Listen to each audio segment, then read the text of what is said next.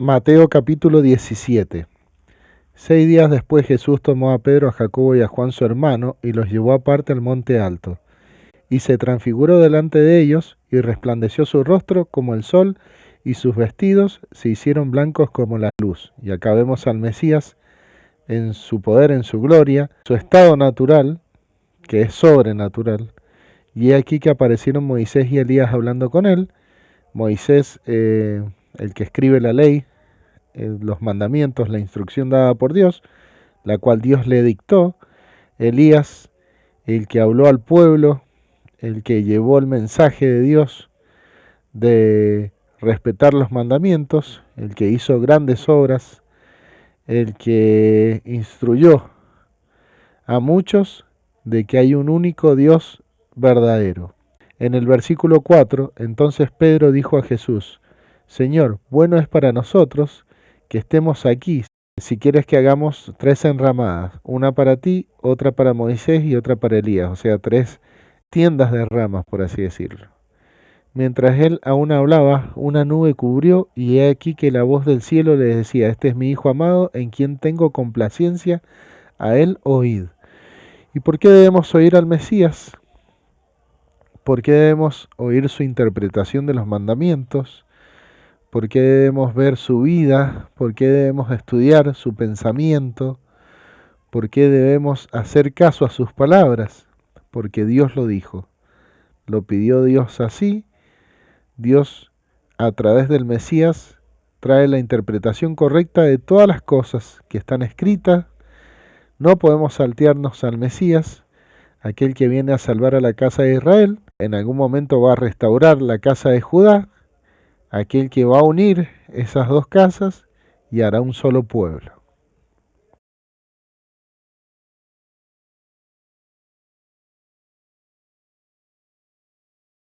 Ante la voz imponente de Dios, dice que en Mateo capítulo 17, versículo 6, al oír esto los discípulos se postraron sobre sus rostros y tuvieron temor. Entonces Jesús se acercó y los tocó y dijo: Levantaos, no temáis, o sea, no teman, es el Padre hablando, que me deben oír. Y alzando ellos los ojos, a nadie vieron sino solo a Jesús, o sea, estaba con Moisés y Elías. Desaparecen Moisés y Elías, la nube de la cual venía esa voz, es la voz de Dios, había desaparecido y vieron solo a Yeshua, a Jesús. Y cuando descendieron del monte, Jesús les mandó diciendo: No digáis a nadie la visión, hasta que el Hijo del Hombre resucite de los muertos. Y acá vemos que él sabía que iba a morir, acá vemos que él sabía que había que tomar la cruz, o sea que él iba a morir con la muerte de cruz en un madero. ¿Por qué? Porque obviamente es el Mesías, no hay nada nuevo para él es eterno, él es uno con Dios, él es en el principio, y como dice el Evangelio, el principio era el verbo era con Dios y el verbo era Dios. Entonces, él está por encima de la humanidad, él es el Hijo de Dios y por eso a él debemos oír.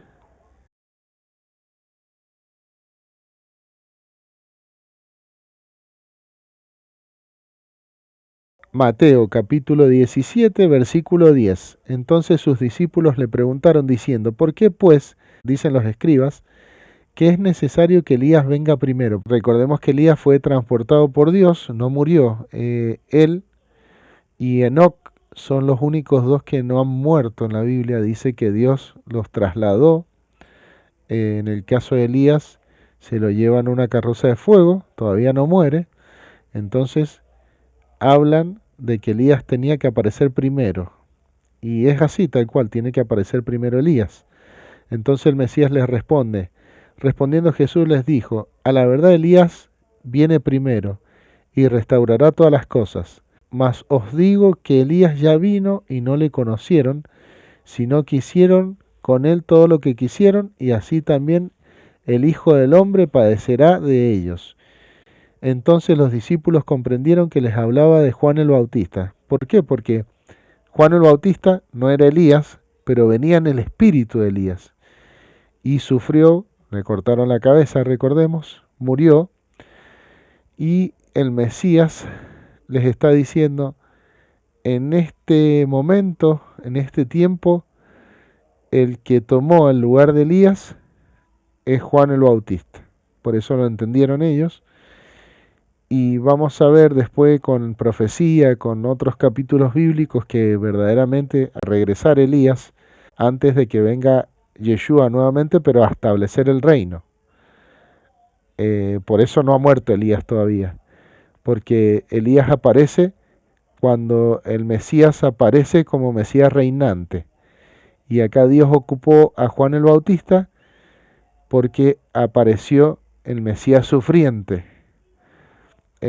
Por eso dos venidas del Mesías, una como el Mesías sufriente, a recuperar lo que perdió Adán, Adán a través de la desobediencia, de comer del fruto, él y Eva caen y el pecado de la muerte entra al mundo, pero utiliza a una mujer, Dios, para que el fruto de su vientre traiga vida y salvación al mundo por la obediencia. Y este es Yeshua, que no es adámico, no desciende de Adán, sino que proviene directamente, Dios mismo lo colocó en el vientre de la mujer, en este caso de María, de Miriam, el nombre correcto, para que él viniera a salvar al pueblo de sus pecados, a salvar a su pueblo, a las casas de las que hemos venido hablando, a la iglesia.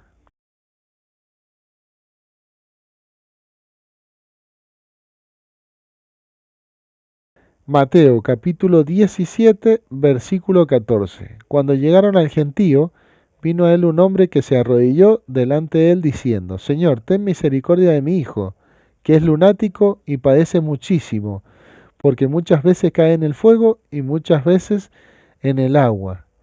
Y yo le he traído a tus discípulos, pero no le han podido sanar. Respondiendo el Mesías, o sea Jesús en el 17, dijo, oh generación incrédula y perversa, ¿hasta cuándo he de estar con vosotros?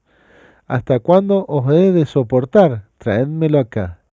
Y reprendió Jesús al demonio, el cual salió del muchacho, y éste quedó sano desde aquella hora. Era un demonio que atormentaba a su hijo. Hemos hablado que muchas personas se llenaban de estos espíritus, de estos demonios, porque participaban de rituales, de cultos paganos, de cultos que tenían que ver con justamente estos seres que son seres que no provienen de parte de Dios, que no son seres que sirven al reino de Dios, sino todo lo contrario. Son seres espirituales que están para que el alma de las personas se pierdan, sean después separadas eternamente de Dios. Y para eso vino el Mesías, todo lo contrario, para salvar el alma del hombre. Entonces acá vemos que este chico, por alguna cosa que pasó en su vida, había terminado en este estado y el Mesías le sanó, dice, en aquella hora. Y para no caer y llenarse de estos espíritus, no se debe participar de rituales de brujería, de un montón de cosas que Dios no nos manda, de un montón de rituales espirituales que Dios no nos manda. Y acá va a seguir hablando del tema, Mateo capítulo 17, versículo 19, viniendo entonces los discípulos a Jesús, aparte dijeron, ¿por qué nosotros no pudimos echarlo fuera? Jesús le dijo, por vuestra poca fe, por vuestra poca fidelidad. Porque de cierto os digo que si tuvieran fe como un grano de mostaza, dirías a este monte, pásate de aquí a allá, y se pasará, y nada os será imposible. Y acá el Mesías les está diciendo que ellos tienen que tener una fe absoluta, una mirada absoluta puesta en el reino de los cielos, y cumplir con lo que Él les está pidiendo. Entonces, el cumplir con los mandamientos les daba autoridad. El cumplir con lo que el Mesías les estaba diciendo les daba autoridad. Y esa autoridad no era porque provenía de ellos, sino que porque el Mesías estaba con ellos y porque en el nombre del Mesías, hay atributos y hay poder. Entonces eso les está diciendo. Y dice en el 21, porque este género no sale sino con oración y ayuno. Tiempo con Dios. Eso también.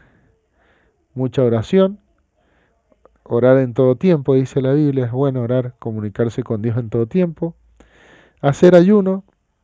Tiene dos implicancias hacer ayuno. Una, podemos hacer ayuno de la comida, estar un tiempo negándonos al alimento para nuestro cuerpo, pero sí en la oración, alimentándonos del poder y la palabra de Dios. Ese por un lado. Y por el otro, el ayuno tiene que ver con ayunar del mundo, de las costumbres del mundo. Es más, la Biblia dice que ese es el verdadero ayuno, que si nosotros nos alimentamos de los mandamientos, de la instrucción, de la palabra de Dios, de la Escritura, eso nos hace ayunar de las cosas del mundo.